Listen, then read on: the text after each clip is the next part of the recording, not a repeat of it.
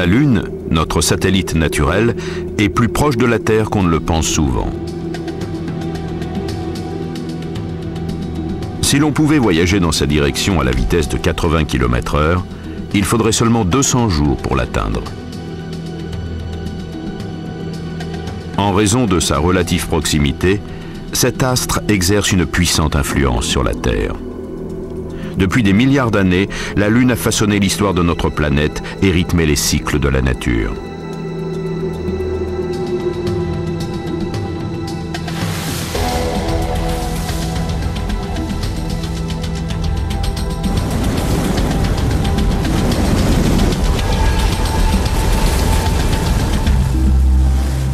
Comment ce corps céleste s'est-il formé à l'origine?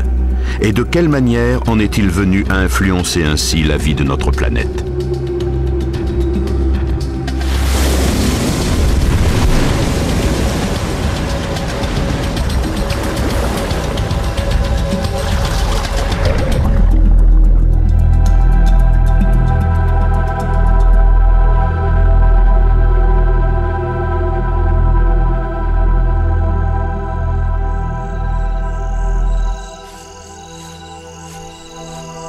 En fonction du mode de vie de chaque espèce animale, la Lune apparaît soit comme une alliée, soit comme une ennemie.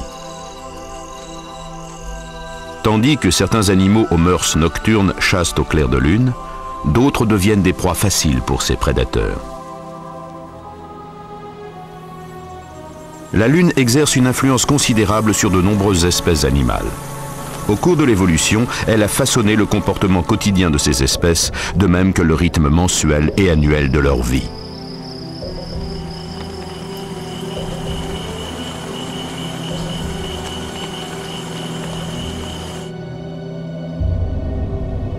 La Lune a également joué un rôle prépondérant dans la vie de nos ancêtres.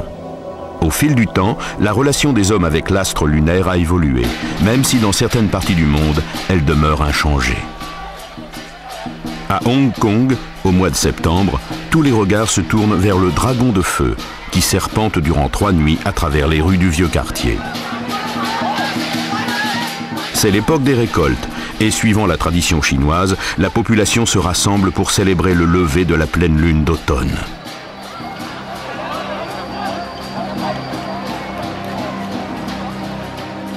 Pour les Chinois, qui représentent près d'un quart de la population mondiale, la Lune est source d'inspiration et synonyme de fertilité et de puissance.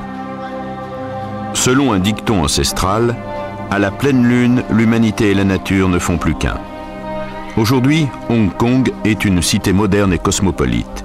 Et il y a bien longtemps que l'on n'effectue plus les plantations et les récoltes en fonction des cycles lunaires. Cela n'empêche pas toutes les générations de voir en l'astre lunaire une force céleste qu'ils respectent et qu'ils célèbrent.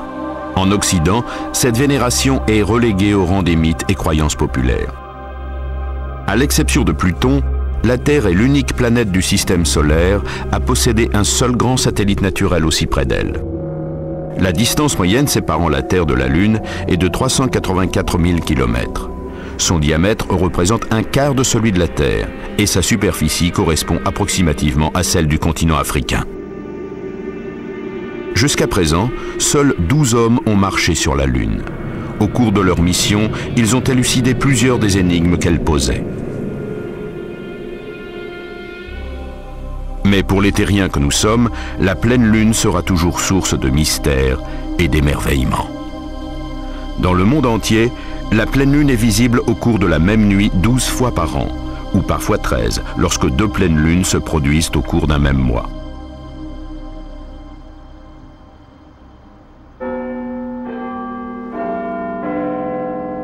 Il va de soi que la Lune que l'on observe dans tout l'hémisphère nord est la même que celle que l'on peut voir de l'autre côté de la Terre. Mais dans l'hémisphère sud, elle présente un visage inversé par rapport à celui que nous observons sous nos latitudes.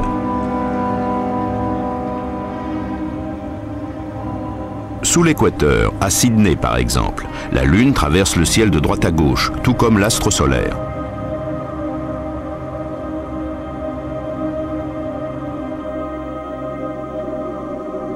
La Lune est un astre obscur, dépourvu de lumière propre.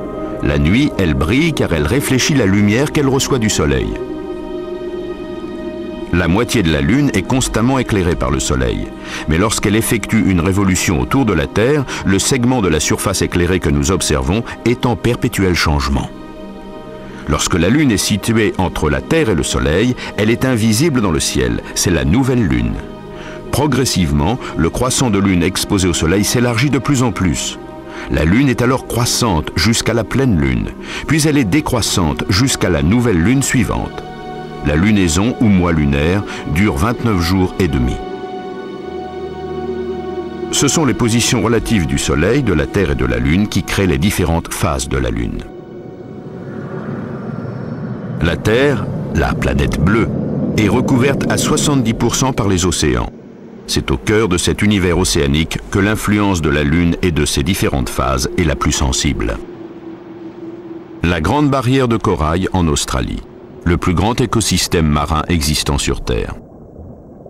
Sur toute la longueur de la Grande Barrière, l'activité de reproduction des coraux est rythmée par la Lune.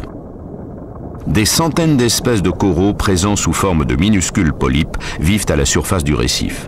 Pour parvenir à se reproduire, toutes les colonies d'une même espèce doivent frayer en même temps, ce qui augmente les chances de fertilisation croisée. La température de l'océan, en conjonction avec une phase lunaire déterminée, synchronise cet événement annuel quasiment à l'heure près. 5 jours précisément après la pleine lune de novembre, les œufs et le sperme des coraux sont libérés dans les eaux peu profondes qui affleurent au-dessus du récif. Ils forment un immense frai de corail d'une telle abondance qu'en dépit des nombreux prédateurs affamés, une grande quantité d'œufs fertilisés survivront et se fixeront pour devenir de nouveaux polypes de corail.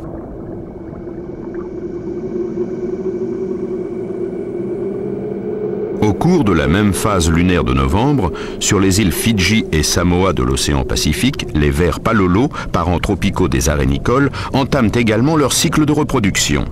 Les mâles libèrent leurs semences, tandis que les femelles pondent leurs œufs en une profusion de sacs frétillants. Ces derniers remontent à la surface et éclatent en libérant les œufs fertilisés. La reproduction des calmars est également rythmée par la Lune. Synchronisés pour se rencontrer à la lumière de la pleine lune, mâles et femelles s'accouplent au fond de la mer, puis y déposent leurs œufs avant de mourir.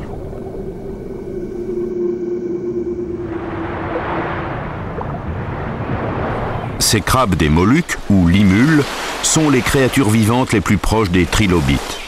Pendant 450 millions d'années, des créatures comme celle-ci sont sorties des eaux pour venir frayer simultanément sur les plages. Ils sont dotés d'yeux supplémentaires sur le dessus de leur carapace, grâce auxquels ils peuvent détecter la lumière ultraviolette de la Lune. Cela permet aussi aux adultes de suivre l'évolution des cycles lunaires.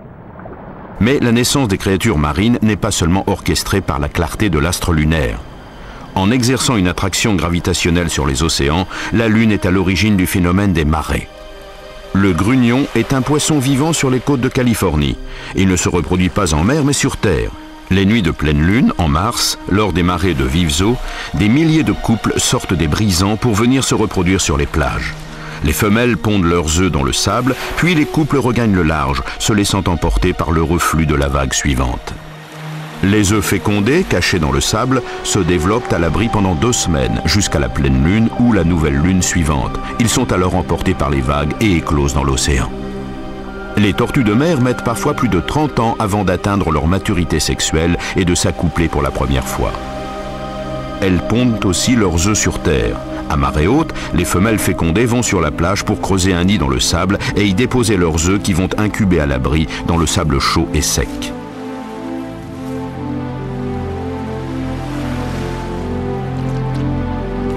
Pendant plusieurs semaines, les tortues, de plus en plus nombreuses, retournent sur leur lieu de naissance. Elles y déposent les œufs de leur nouvelle couvée au moment où la Lune crée les meilleures conditions de survie pour leur progéniture. Environ 2 mois lunaires plus tard, tous les œufs d'une même couvée commencent à éclore à l'unisson, libérant les jeunes tortues. Attirées par l'océan éclairé par la Lune, les jeunes tortues jaillissent du sable et se pressent sur le rivage. Elles se laissent emporter par les vagues et commencent leur nouvelle vie en pleine mer, où d'autres défis les attendent.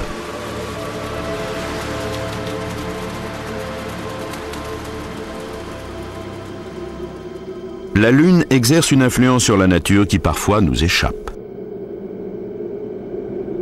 L'île de l'Ascension est située au sud de l'équateur, en plein cœur de l'océan Atlantique.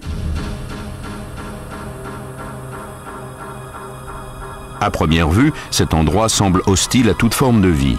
Il offre un paysage morne et désolé qui n'est pas sans rappeler la Lune.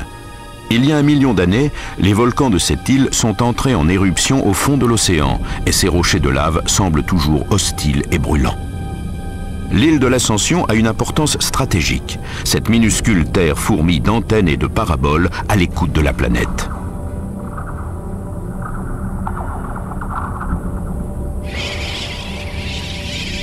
C'est aussi un sanctuaire pour la faune, notamment pour les oiseaux marins.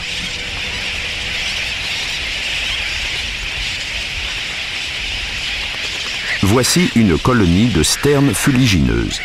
Cette espèce est bien connue sur l'île de l'Ascension en raison de son cri perçant si caractéristique. Chaque année, près de 300 couples reviennent ici pour se reproduire et couver leur progéniture.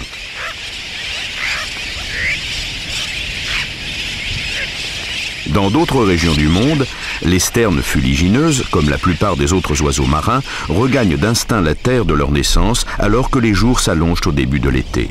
C'est une réponse biologique à l'accroissement de la durée d'ensoleillement. Mais ici, à l'équateur, l'été n'est pas distinctement perceptible. Tous les jours de l'année, le soleil se lève et se couche pratiquement à la même heure. Jours et nuits se succèdent à un rythme presque inchangé. On peut alors se demander ce qui pousse les oiseaux à regagner l'île de l'Ascension pour s'y reproduire. La seule période naturelle existant entre un jour et une année est le mois lunaire. Serait-il possible que le retour en masse des sternes fuligineuses sur l'île de l'Ascension soit déclenché par l'influence de la Lune ?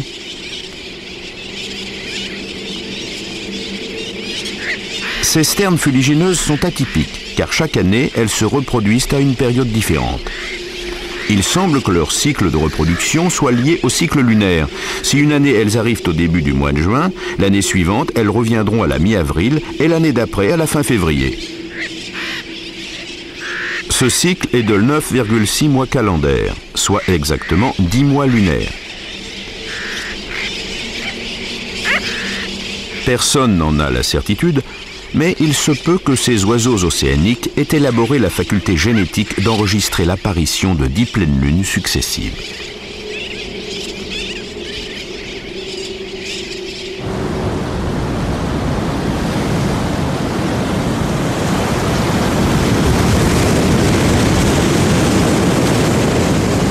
Un phénomène physique bien connu, en revanche, est à l'origine de la formation des marées.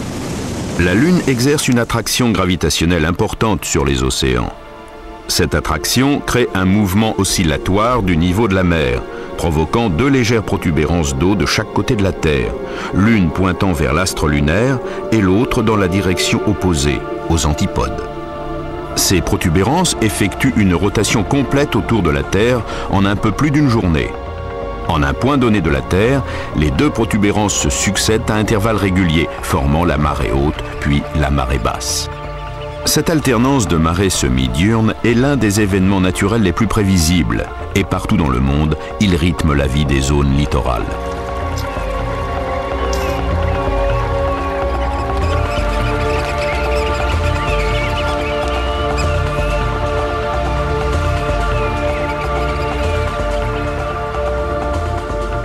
Lorsque les côtes se resserrent en entonnoir, comme par exemple au Canada, à l'embouchure de la baie de Fundy en Nouvelle-Écosse, on observe une amplification de la hauteur des marées.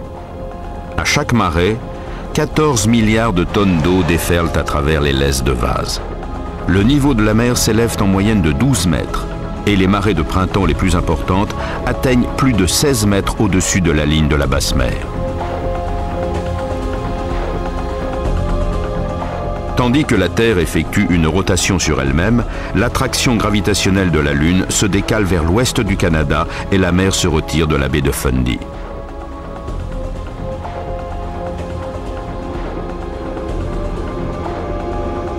En même temps, aux antipodes, dans l'ouest de l'Australie, la marée montante déferle dans la baie de Talbot, une crique presque sans accès à la mer, sur la côte du Kimberley.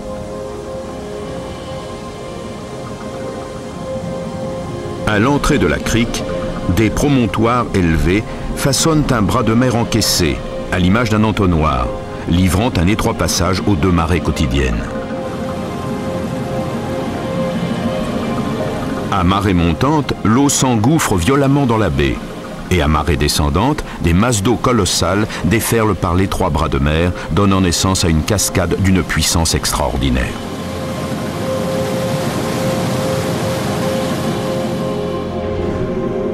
En Grande-Bretagne, l'estuaire de la Severn, fleuve qui sépare la Grande-Bretagne du Pays de Galles, fonctionne aussi à la manière d'un entonnoir. Il provoque des marées hautes pouvant dépasser 12 mètres. C'est l'un des sites où le marnage, l'amplitude maximale de la marée, offre l'un des spectacles les plus impressionnants au monde.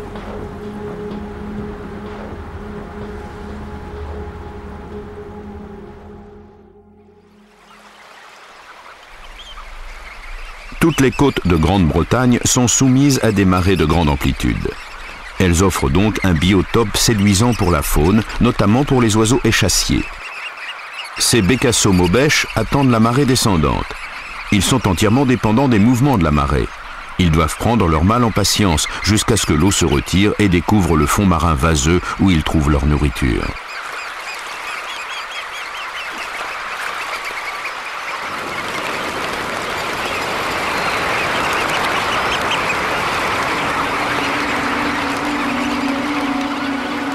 D'après la légende, il y a 1 millier d'années, le roi Canute avait tenté d'endiguer la marée à Bosham Harbour, sur l'estuaire du fleuve Chichester, dans le comté du Sussex.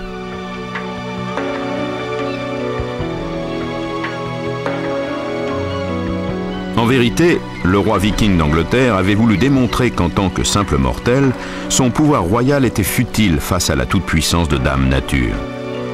L'influence de la Lune sur les marées de Bosham Harbour demeure inchangée. La montée et la descente des eaux de l'estuaire rythment toujours la vie quotidienne de ce village du Sussex.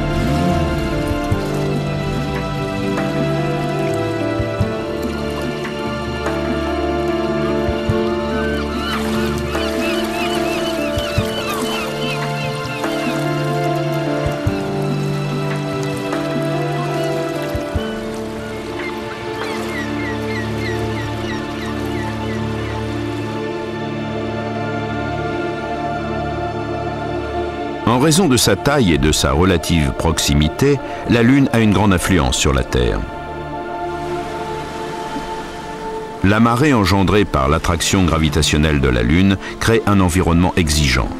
Les différentes espèces ont dû développer des facultés d'adaptation particulières pour tirer parti de ce biotope marin en constante évolution.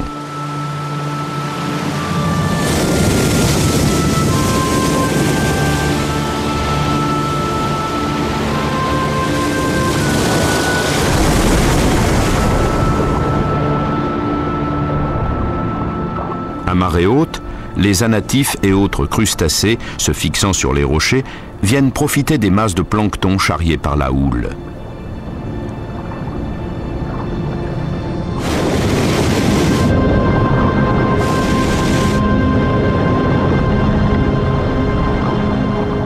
Les anémones déploient leurs tentacules pour recueillir des nutriments frais apportés par la marée montante. Les patelles, solidement ancrées sur la roche, se détachent légèrement pour se nourrir des algues présentes sur les rochers submergés. Les poissons quittent leurs abris pour se mettre en quête de nourriture, devenant à leur tour les proies d'autres prédateurs.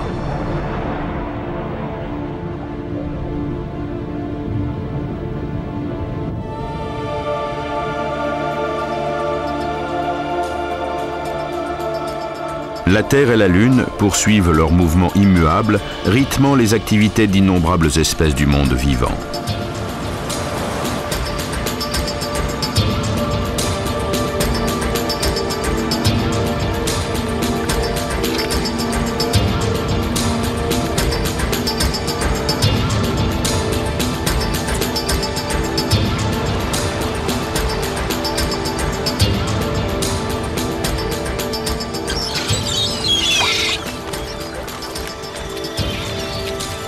Les créatures terrestres s'aventurent sur le rivage découvert à marée basse pour se nourrir de la faune et de la flore marine échouées sur la plage. Puis elles se retirent au retour de la marée montante.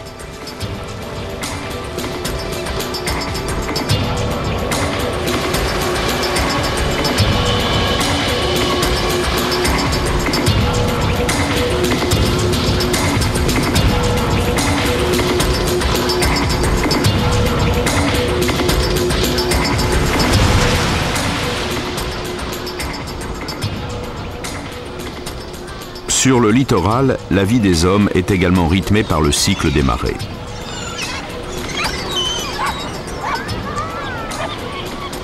Lorsque la marée montante atteint les côtes de Grande-Bretagne et balaie le littoral, elle rythme les allées et venues des vacanciers sur les plages des stations balnéaires.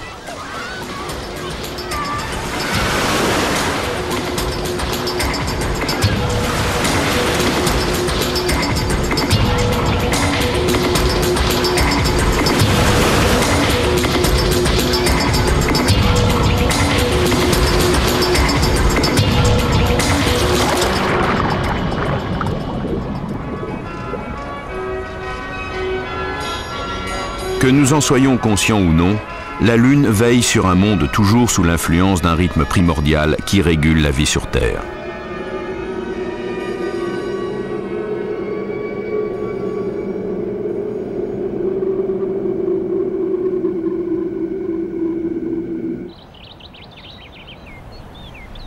Il existe encore certaines régions littorales où les hommes sont particulièrement conscients de leur dépendance vis-à-vis du cycle lunaire. Sur la côte est de l'Afrique du Sud, dans le Maputoland, des pêcheurs ont installé d'ingénieux pièges à poissons traversant l'embouchure du fleuve Kosi. Au cours des siècles, les També Tonga ont perfectionné un dispositif permettant d'exploiter les ressources naturelles de la zone intertidale.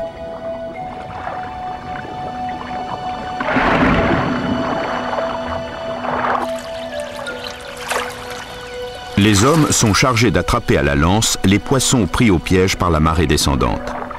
Quant aux femmes, elles sondent les eaux peu profondes en quête de mets délicats comme des crustacés, des coquillages et des oursins.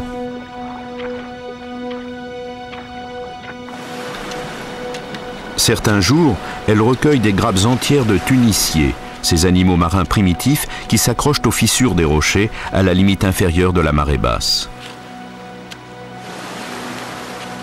Pendant environ la moitié de chaque mois lunaire, cette récolte abondante affleure à marée basse, grâce à l'aimable influence de la Lune.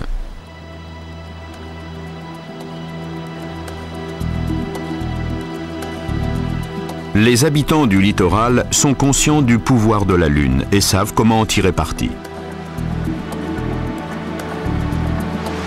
Lorsqu'un enfant naît, ils l'élèvent en direction de l'astre lunaire. La nouvelle lune, au début d'un nouveau cycle, est le meilleur moment pour effectuer ce geste symbolique. Les parents demandent à l'astre lunaire de veiller sur le nouveau-né et de le protéger des dangers de la mer.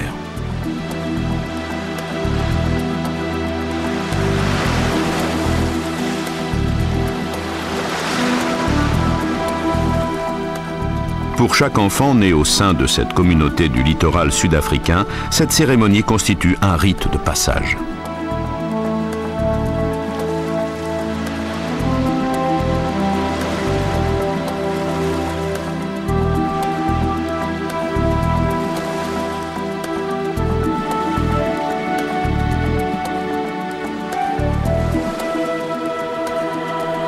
En implorant la bénédiction de la Lune, ce peuple de la mer recherche un protecteur qui veillera sur les nouveau-nés.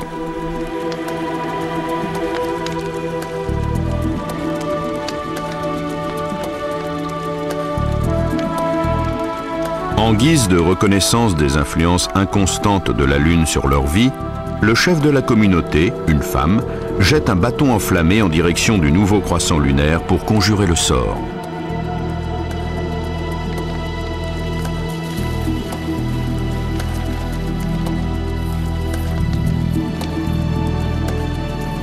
Puis on couche l'enfant sur les braises refroidies.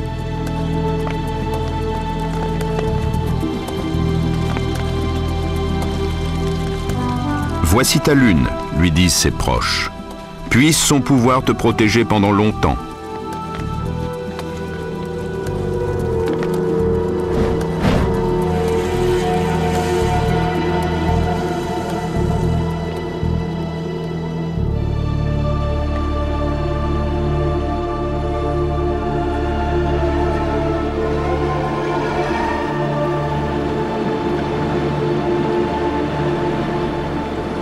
À présent, l'enfant a son propre protecteur qui veille sur lui.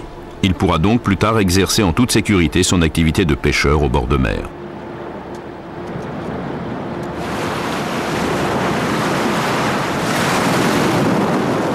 C'est dans la phase où la lune est nouvelle ou pleine que son action est la plus importante sur les marées.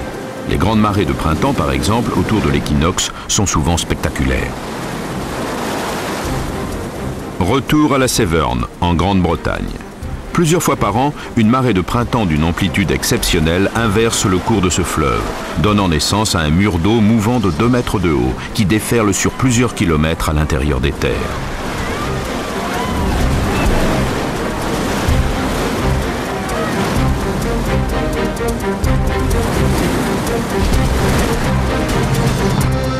Outre-Atlantique, un phénomène similaire se produit sur le fleuve Amazone, mais à bien plus grande échelle.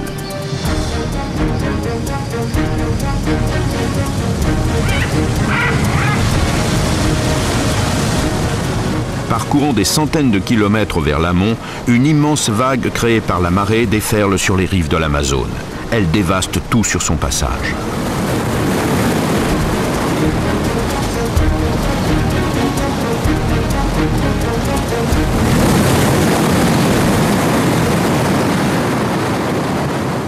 Mais c'est en Chine que l'on observe la vague la plus spectaculaire créée par la marée, sur le fleuve Qiantang, qui se jette dans la mer au sud de Shanghai. À l'équinoxe d'automne, vers le 18e jour du 8e mois lunaire du calendrier chinois, une marée d'une amplitude extrême, accentuée par des vents saisonniers, propulse l'eau vers l'embouchure du fleuve. Ce phénomène a lieu une fois par an et attire toujours une foule de curieux. Traditionnellement surnommé le dragon noir, il a fait de nombreuses victimes parmi les guerriers qui ont tenté de chevaucher le monstre à bord de leur navire.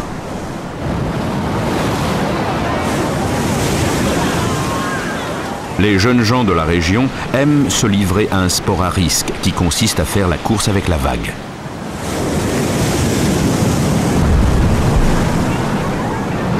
Ce véritable raz-de-marée s'élève parfois jusqu'à 9 mètres de haut et atteint une vitesse de 40 km/h avant d'être stoppé par les brise-lames protégeant la côte.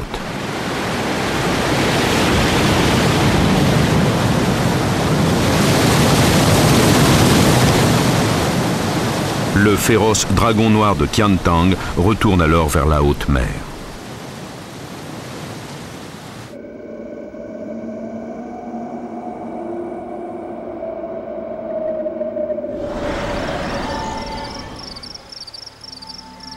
L'Australie est le plus vieux continent de la planète.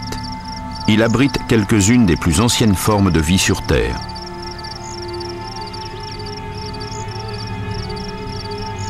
Mais les premiers hommes sont arrivés sur ce continent il y a seulement 50 ou 60 000 ans.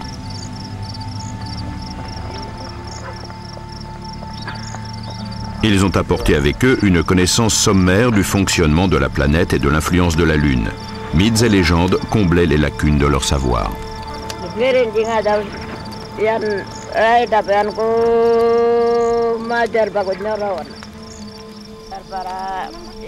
Cette vieille femme raconte à ses petits-enfants l'histoire de la Lune.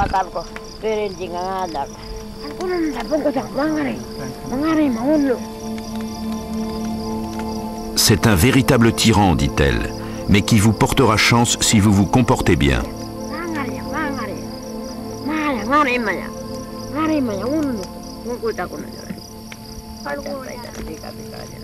Dans les contes aborigènes traditionnels, la lune, symbole masculin, est représentée comme le mari de toutes les femmes, car elle contrôle leur cycle de fécondité associé au mois lunaire. La lune accorde la fertilité à la terre, ainsi qu'aux humains et à l'ensemble des autres créatures.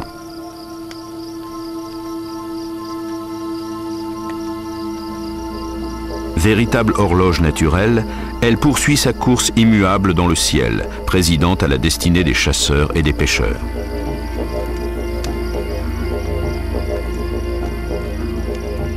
Les aborigènes vivant sur le littoral disent que lorsque la Lune meurt, une nouvelle naît à sa place, issue de la coquille d'un nautile.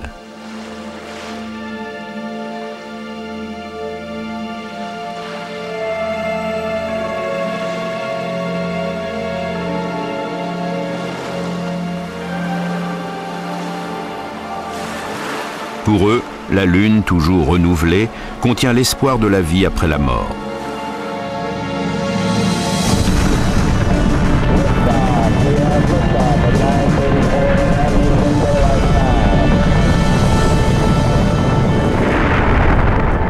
À la fin des années 60 et au début des années 70, les programmes spatiaux Apollo qui ont conduit les premiers hommes sur la Lune ont permis aux scientifiques de mieux connaître notre satellite et d'élucider certains de ses mystères.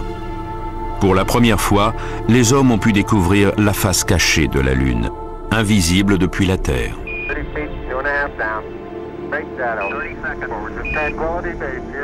Le module Eagle vient d'allunir. C'est un petit pas pour l'homme, mais un bond de géant pour l'humanité.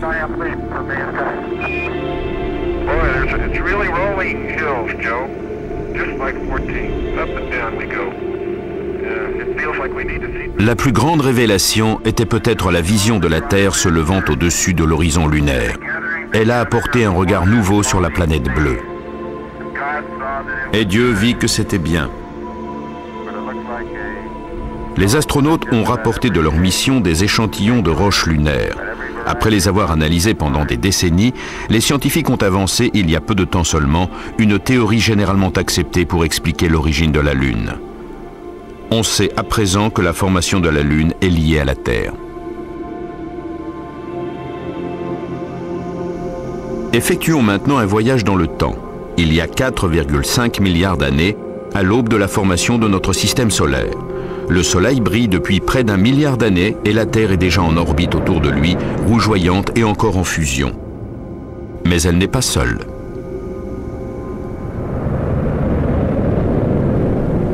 Elle possède une planète sœur, Theia, tournant elle aussi en orbite autour du Soleil. Comme elles suivent une courbe elliptique similaire, une collision semble un jour inévitable.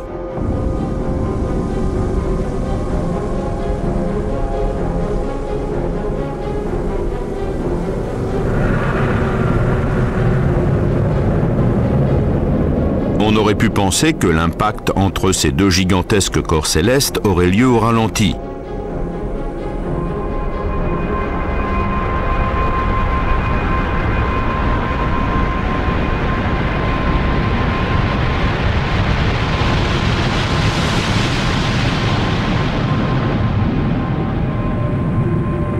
Mais en fait, Theia percute la Terre à près de 50 000 km/h.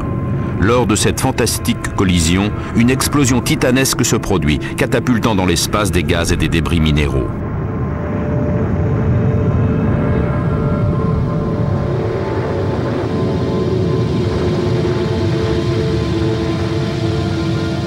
Au plus fort de l'impact, la Terre apparaît comme une boule de feu plus brillante que le Soleil.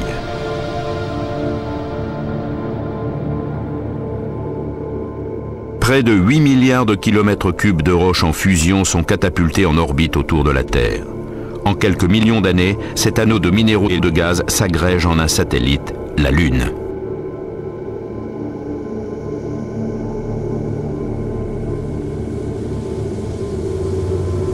À la suite de cette collision titanesque, le système Terre-Lune commence à fonctionner en une remarquable synergie. Au départ, les deux astres sont éloignés de 30 000 km seulement.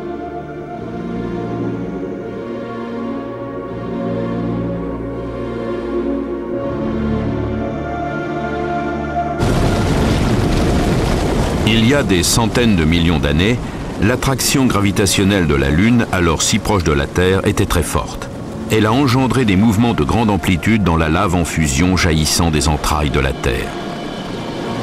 Les premiers océans qui se forment alors sont déchaînés en raison des violentes marées causées par l'attraction de la Lune toute proche. cette force d'attraction était 1000 fois supérieure à celle d'aujourd'hui. Tandis que la rotation de la Terre s'accélère, ces raz de marée déferlent sur la croûte terrestre nouvellement formée, refroidissant et solidifiant le magma en fusion.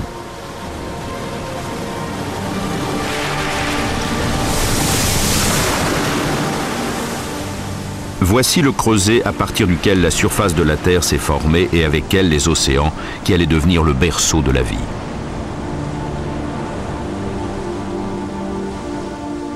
La Lune a été le catalyseur de ces bouleversements. Sans elle, l'histoire de la vie sur Terre n'aurait pas été la même. Peut-être la vie ne serait-elle même pas apparue du tout. Ces structures calcaires sont des stromatolites qui comptent parmi les plus vieux organismes vivants sur Terre. Ce sont les pierres fossiles d'algues monocellulaires qui se sont développées en eau peu profonde il y a 3,5 milliards d'années. Les océans déchaînés commencent alors peu à peu à s'apaiser, même si la Lune reste encore relativement proche de la Terre. La surface de la Lune, désormais solidifiée, réfléchit la lumière solaire. L'astre lunaire apparaît extrêmement brillant, particulièrement lors de la pleine Lune. Les stromatolites absorbent la lumière du Soleil et de la Lune et libèrent jour et nuit des bulles d'oxygène suivant le principe de la photosynthèse. Elles sont en grande partie responsables de la formation d'une atmosphère respirable qui par la suite va accueillir la vie sur les continents. Ces algues colonisent les océans de la planète jusqu'à ce qu'elles aient produit suffisamment d'oxygène pour permettre l'évolution de la vie animale. Dans les océans inondés de clarté lunaire, la réaction en chaîne de l'évolution se déclenche. Elle conduit à l'immense diversité animale et végétale que nous connaissons aujourd'hui.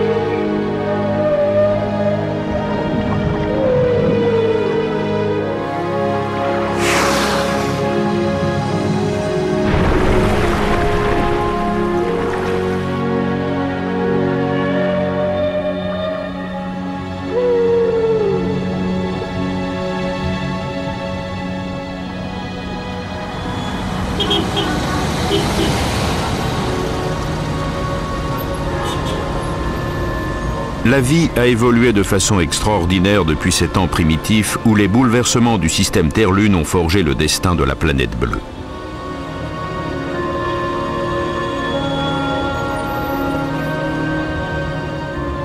Tandis que la rotation de la Terre s'est ralentie, la Lune s'est éloignée et son attraction a diminué. Mais la fascination qu'elle exerce sur les hommes demeure intacte. C'est lorsqu'elle est pleine que nous sommes le plus conscients de sa présence et que nous ressentons le plus son influence. Jusqu'à une époque récente, les croyances populaires associaient la pleine lune aux loups-garous et aux démons. Elle exacerbait, disait-on, des tendances malveillantes chez certaines personnes. Autrefois, les crimes commis à la pleine lune étaient jugés avec plus de clémence. Le caractère lunatique était considéré comme une partie intégrante de la nature humaine, profondément enracinée dans le psychisme humain. Dans l'histoire de l'humanité, il y a peut-être eu une époque où les hommes, comme les loups, chassaient à la pleine lune. Leur soif de sang aurait alors atteint son paroxysme.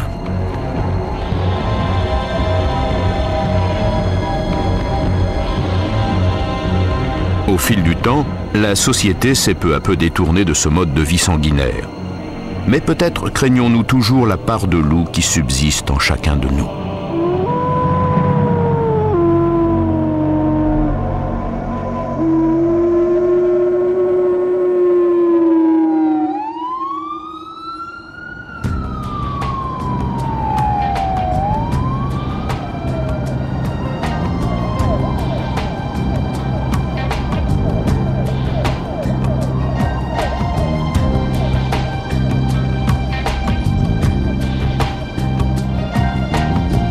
La pleine lune se lève sur Manhattan.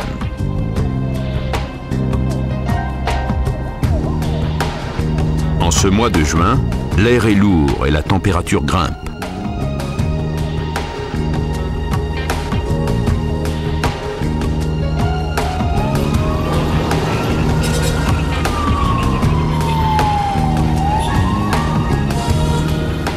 Selon les dires de la police de New York, la pleine lune provoquerait des comportements extrêmes parmi la population et serait à l'origine d'une recrudescence de crimes et d'accidents.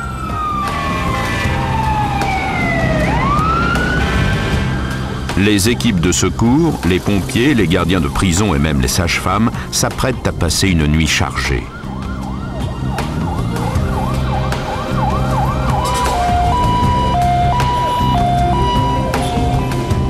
Les déséquilibrés et les lunatiques ne semblent pas être les seuls à subir l'influence de la Lune.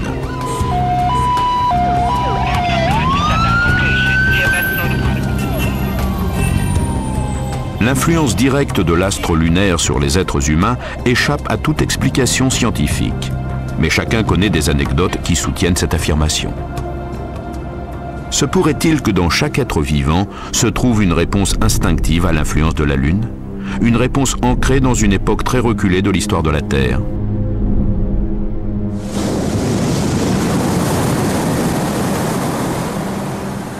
En mai 2003, on a observé une éclipse de soleil annulaire depuis l'île de Lewis, en Écosse.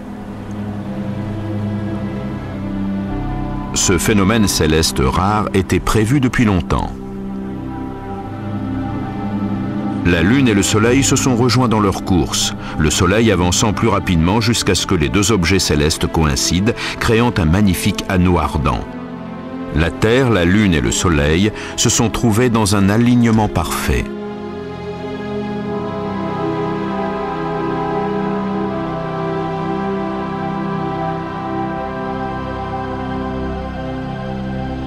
Les chanceux ayant pu assister à ce spectacle estiment qu'il s'agit de l'un des phénomènes naturels les plus féeriques qu'ils aient jamais observés.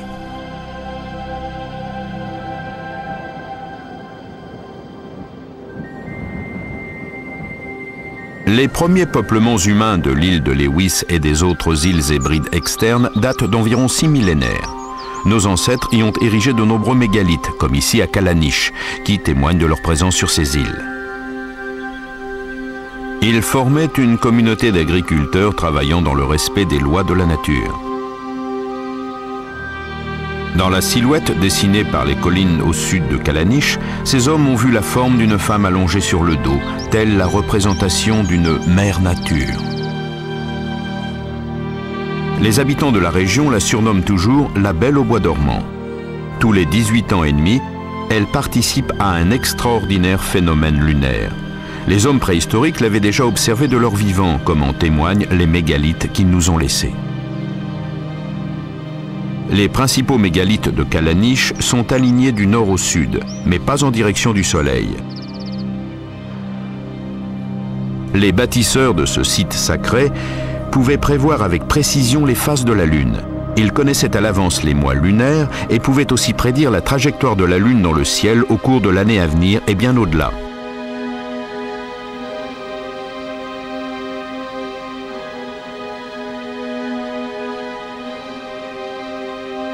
Les mégalithes sont disposés à la manière d'un cadran lunaire permettant de prévoir à quel moment la Lune atteindra sa position la plus basse dans le ciel. Ce phénomène se produit tous les 18 ans et demi, lorsque la Terre et la Lune se retrouvent dans la même configuration. C'est à ce moment que la pleine Lune se lève au-dessus de la Belle au bois dormant et longe sa silhouette avant de disparaître derrière les collines les plus élevées, plongeant Callanish dans l'obscurité.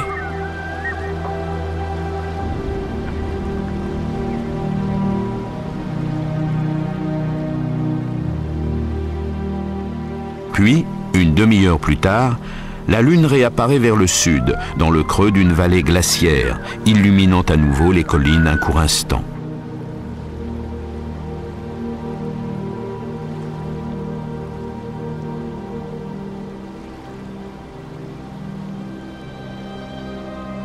On dit qu'à ce moment-là, à Callanish, Mère Nature apparaît à ceux qui savent la contempler.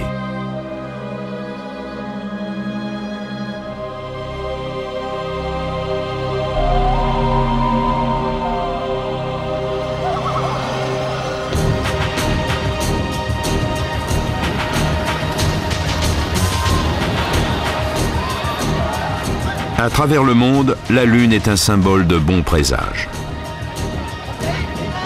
Elle apporte la fertilité, dotant les océans d'inépuisables ressources.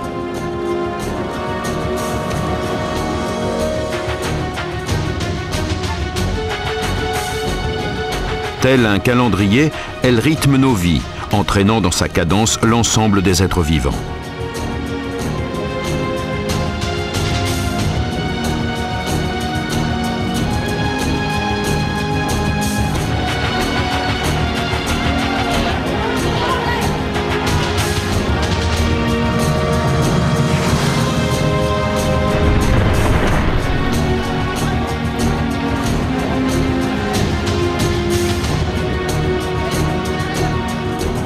Dans l'espace, notre plus proche voisine fait figure de force bienfaisante, prédéterminant la nature même de notre planète. La synergie existante entre la Terre et la Lune suscite un émerveillement toujours renouvelé. Dans le vaste chaos originel de l'univers, la formation de la Lune a été le catalyseur du développement de la vie sur Terre. Sans cet extraordinaire accident de la nature, la Terre aurait peut-être aujourd'hui un tout autre visage.